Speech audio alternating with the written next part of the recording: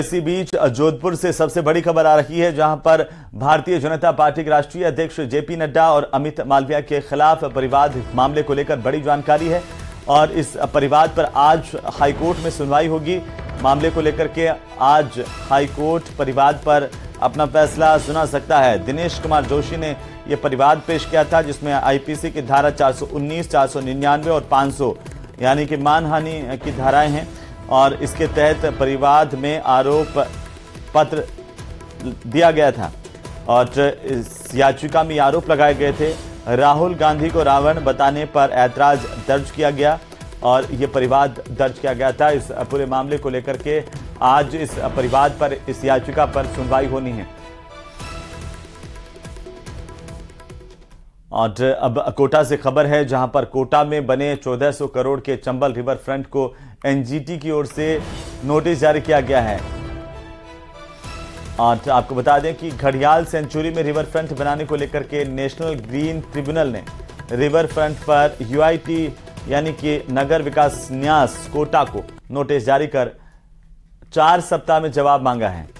वहीं जांच के लिए एनजीटी ने 4 सदस्यीय एक टीम का गठन किया है, जो जांच करेगी। दरअसल एनजीटी का यह आरोप है कि चंबल रिवर फ्रंट घड़ियाल सेंचुरी में आता है और ऐसे में रिवर फ्रंट का निर्माण नियमों को ताक पर रखकर किया गया है। इसे लेकर अब यूआईटी से जवाब मांगा गया है। तो वहीं पूर्व विधायक प्रहलाद गुंजल ने भी इसे लेकर के एक प्रेस कॉन्फ्रेंस की थी और आरोप लगाए थे सरकार पर।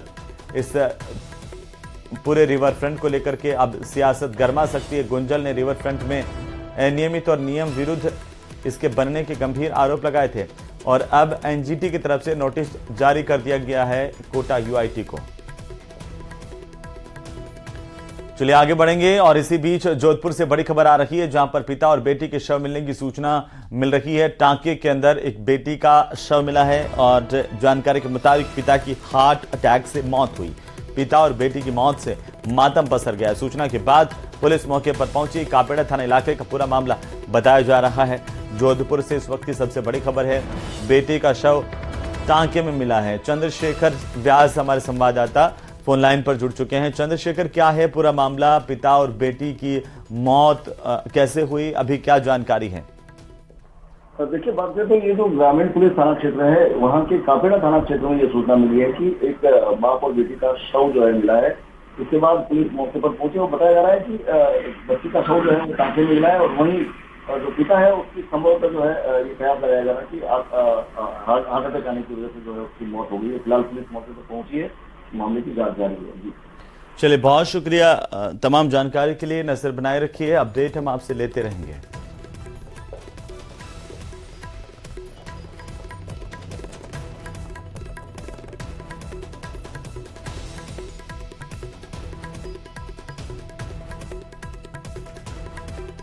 तो चलिए आगे बढ़ेंगे और अब बात कर लेते हैं कांग्रेस के खेमे की, जहां पर बैठकों का दौर, मंथन का दौर दिल्ली में चला और दिल्ली में कांग्रेस की बैठक से बाहर निकलने के बाद कांग्रेस पार्टी के प्रदेशाध्यक्ष गोविंद सिंह डोटासरा ने बड़ा बयान दिया। कहा सीईसी की बैठक के तुरंत बाद लिस्ट जारी करेंगे। गोविंद सिंह डोटासरा ने दिल्ली में कहा है कि सीईसी की बैठक और इसके तुरंत बाद जो है अब वो लिस्ट आ जाएगी। उससे पहले पीईसी की बैठक होगी कांग्रेस पार्टी की। वॉरूम में हुई है। आखिरकार बैठक का क्या उद्देश्य था और क्या कुछ कहा था? कर दिए है और 82 लोग उनके बगावत में उतर गए हैं। ये तो है भाजपा की लिस्ट का हाल। हमने हमारे स्क्रीनिंग कमेटी के चेयरमैन साहब और दोनों मेंबरों के साथ में जो कैंडिडेट सिलेक्शन है उसके बारे में 1-to-1 हमने चर्चा की है और अब हम प्रदेश इलेक्शन कमेटी की जल्दी बैठक करेंगे, फिर उनको हम लोग हमारा पैनल सौंपेंगे पीसी। तो वहीं दूसरी तरफ भारतीय जनता पार्टी में 41 उम्मीदवारों की पहली लिस्ट आने के बाद से ही कहा जा रहा है कि अंतरकलह खुलकर के सामने आ गई है और विरोध के सुर तेज होते हुए दिखाई दे रहे हैं। पार्टी ने 29 नए चेहरों को पहली लिस्ट में शामिल किया है जीत के मकसद से, लेकिन आखिरकार इसे लेकर के ये लोग जनता के बीच में जा पाते, उससे पहले ही विरोध शुरू हो गया। ये रिपोर्ट देखिए।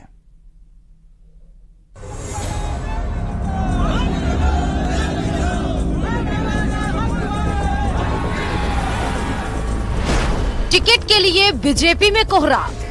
बाहरी प्रत्याशी को नहीं चाहते हम, हमारे जो यहाँ के प्रत्याशी है जिनका सर्वे करवाया, जो 5 साल हमारी सेवा की, उन्हीं को हम चाहते हैं। बाहरी प्रत्याशियों को टिकट देने से नाराज समर्थक। हमारे स्थानीय प्रत्याशी चाहते हैं, जो हमारे 5 साल से वहाँ उनियारा का काम कर रहा है, पूर्व में विधायक रहा है, एक आदमी से वो बात करता है।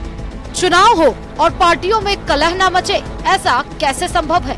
एकजुटता का दावा करने वाली भारतीय जनता पार्टी भी इसी दौर से गुजर रही है। सोमवार को 41 उम्मीदवारों की पहली लिस्ट जारी की गई, जिसमें 29 नए चेहरे को मौका दिया गया। फिर क्या था? किशनगढ़ और देवली समेत कई इलाकों में दावेदारों के समर्थक सड़कों पर आ गए, अपनी पसंद के नेता के लिए टिकट की मांग करने लगे, बाहरी नेताओं को भगाओ के नारे लगाने लगे।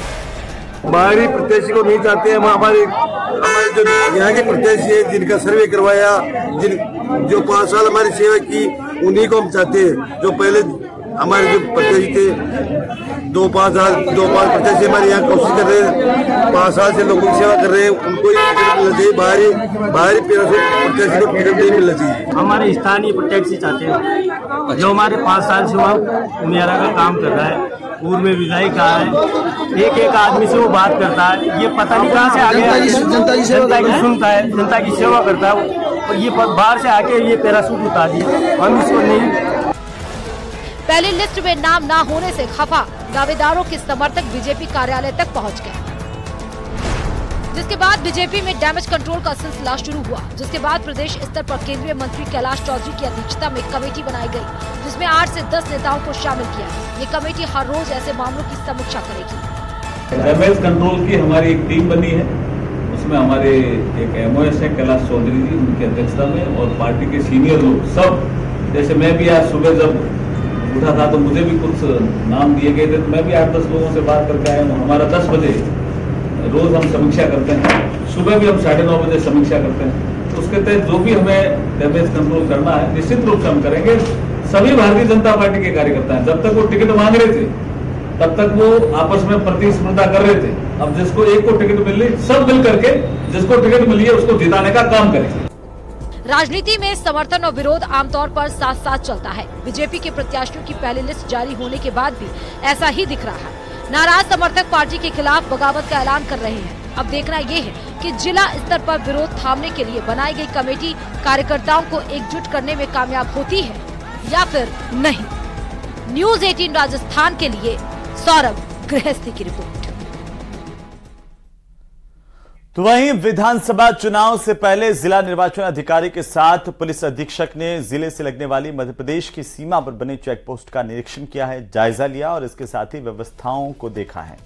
जिला कलेक्टर ने आबापुरा, बाजना और पाटन सीमावर्ती चेक पोस्ट पर की जा रही प्रक्रिया के बारे में भी जानकारी ली और इस दौरान नियुक्त कार्मिकों को आवश्यक दिशा निर्देश भी दिए हैं।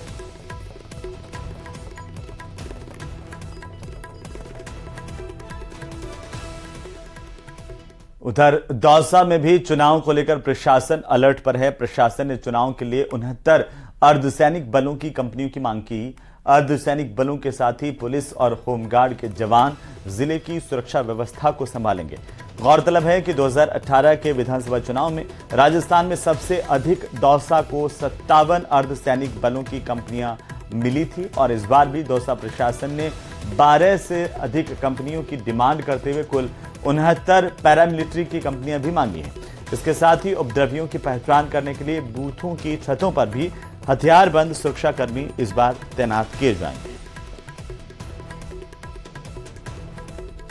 जो दौसा जिला रहा है वो हमेशा से ही संवेदनशील रहा है। उस संवेदनशीलता को देखते हुए पिछली बार जब चुनाव हुए थे विधानसभा चुनाव, तब हमें करीब 57 कंपनीज मिली थी। इस साल भी हमने करीब 60 की डिमांड जो है 69 की डिमांड जो है वो भेजी हुई है।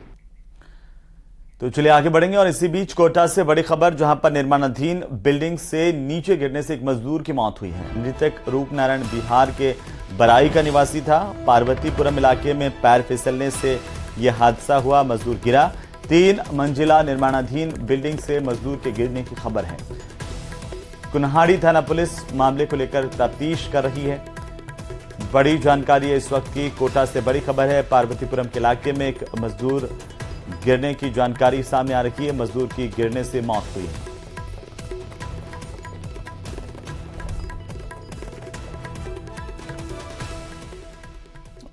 और अब बात कर लेते हैं पर्यटन की, क्योंकि राजस्थान में इस बार पर्यटन के नए रिकॉर्ड बनाए जाने की उम्मीद है। और दरअसल इसकी वजह शादियों का सीजन, विधानसभा के चुनाव भी नजदीक है और राजस्थान में होटल्स की प्री बुकिंग होने लगी है। ऐसे में पर्यटन के कारोबार से जुड़े व्यवसायी काफी उम्मीद जता रहे हैं। शादियों का सीजन जो देवजुली एकादशी से शुरू होगी और चुनाव भी उसी दिन है, तो उस दिन चुनाव के परसेंटेज पे थोड़ा फर्क जरूर पड़ सकता है, पर पर्यटन पे फर्क नहीं पड़ना चाहिए, क्योंकि लोग शादियों के लिए आते हैं तो होटल के कमरे बुक करते हैं, गाड़ियां बुक करते हैं, मोन्यूमेंट्स भी घूमते हैं। तो टूरिज्म के लिहाज से अगर देखा जाए तो त्यौहार, शादियाँ, ये सब चीज़ें बहुत ज़रूरी हैं, इसी वजह से टूरिज्म आता है। और आजकल लोग जो हैं वो ज़्यादा धार्मिक भी होते जा रहे हैं, तो उस वजह से धार्मिक स्थलों का भ्रमण भी बहुत कर रहे हैं। और राजस्थान धार्मिक स्थलों से भरा है, मोन्यूमेंट्स में भरा है, किले, महल, मंदिर खूब हैं। तो टूरिज्म के लिए तो बहुत अच्छा साइन है ये, और डोमेस्टिक टूरिज्म भी बहुत अच्छा चल रहा है। मैं राजस्थान सरकार और परिवहन विभाग से एक मांग करता हूं कि टूरिस्ट सीजन चालू होने वाला है, चुनाव भी आ रहे हैं और शादियां भी हैं। इसके अंदर ज्यादातर सभी गाड़ियों की 50% बुकिंगें हो चुकी हैं। आज जयपुर शहर के अंदर 50,000 के लगभग टैक्सियां गाड़ियां हैं, जिनकी लगभग 50% बुकिंग सीजन को लेकर के, टूरिस्ट सीजन में हमारा टूरिस्ट का काम है, एडवांस बुकिंगें हो जाती है। ऐसे में ही आपने चुनाव रख दिया, शादियों की बुकिंग, जिसमें हर व्यक्ति 2 पैसा ज्यादा कमाने की सोचता है, क्योंकि कोरोना काल जैसी महामारी के अंदर राज्य सरकार के द्वारा हमारे को किसी तरह की कोई राहत नहीं मिली। तो वहीं राजस्थान में विधानसभा चुनाव की तारीखों का ऐलान हो चुका है और ऐसे में जनता के बीच पहुंच रहे नेता ताकि समर्थन को वोट में तब्दील किया जा सके। और बीजेपी के प्रदेश प्रभारी अरुण सिंह ने जोधपुर में कार्यकर्ताओं की समन्वय समिति की बैठक के दौरान बीजेपी की जीत का दावा किया है। बीजेपी प्रदेश प्रभारी अरुण सिंह का जोधपुर दौरा, कार्यकर्ताओं और पदाधिकारियों के साथ बैठक, चुनाव में जीत की रणनीति पर चर्चा।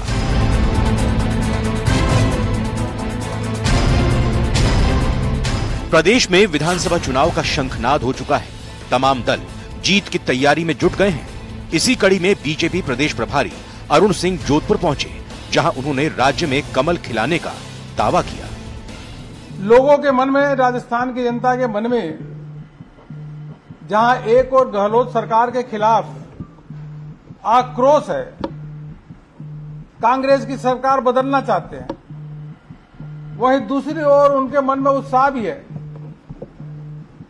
कि शीघ्र से शीघ्र भारतीय जनता पार्टी की सरकार बने, जो प्रदेश के विकास को आगे बढ़ाए। अरुण सिंह ने जोधपुर की सभी सीटों पर जीत का दावा करते हुए कहा कि इस बार प्रदेश की जनता ने सरकार बदलने का मन बना लिया है। अभी हम जोधपुर की बैठक ले रहे हैं तीनों जिलों की, और तीनों जिलों में प्रबंधन समिति बन चुकी है, पूरी तैयारी है। जोधपुर की 10 की 10 सीटें भारतीय जनता पार्टी जीतने जा रही है। प्रदेश में कानून व्यवस्था का राज हो, युवाओं को पारदर्शी तरीके से नौकरी मिले, युवाओं को रोजगार का अवसर मिले, किसानों को पूरा हक मिले, इन सब विषयों को लेकर के लोगों के मन में केवल भारतीय जनता पार्टी से अपेक्षा भी है और भारतीय जनता पार्टी के प्रति उनका समर्थन भी है, विश्वास भी है। चुनावी मौसम में आरोप प्रत्यारोप का सिलसिला भी चरम पर है। ऐसे में अरुण सिंह पीछे रहने वाले कहां थे? उन्होंने कांग्रेस सरकार पर महिला अपराध समेत कई गंभीर आरोप लगाए। इसमें जो महिलाओं के खिलाफ अत्याचार है, हमने देखा प्रतापगढ़ में 2 नाबालिग लड़की, उन्होंने पुलिस से शिकायत की, शिकायत नहीं सुनी गई छेड़खानी की, वह 2 नाबालिग लड़कियों को आत्महत्या करना पड़ा। एक महिला के साथ अत्याचार हुआ, दुराचार हुआ, बलात्कार हुआ, महिला जाकर पुलिस वाले से गुहार लगाई, पुलिस वाले उसको भगा दिए। उसके बाद जो महिला जाकर के धरने पर बैठती है, फिर भी उसकी बात नहीं सुनी जाती, अंत में वो आत्महत्या करती है। यह राजस्थान की घटना है। कांग्रेस सरकार को बीजेपी प्रभारी अरुण सिंह ने पेपर लीक के मसले पर भी घेरा। युवाओं का भविष्य, 17 बार पेपर लीक होना, और जो पेपर लीक करने वाले उन पर कार्रवाई नहीं करना।